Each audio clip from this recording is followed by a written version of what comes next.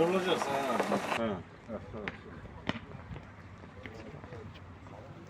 Gel buraya.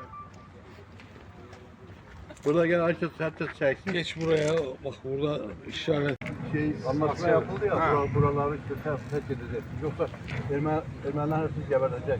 Ortada kaldılar. Bu sefer o arada bu arada durdular, kalıp durdu. Bundan sonra diğer durdu. Aklımdan biraz sonra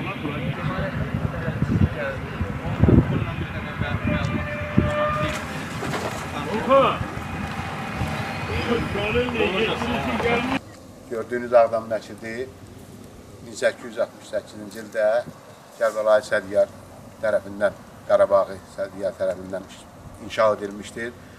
93-cü ildə məscidimizin işğaldan əvvəlki vəziyyəti çox rahat, çox səmimi insanlarla burada ibadət olunubdur. İşğal dövründə düşmən, ermənilər bu heyvanları, malları, donuzları burada saxlamışlar və bərbad günə salmışdılar.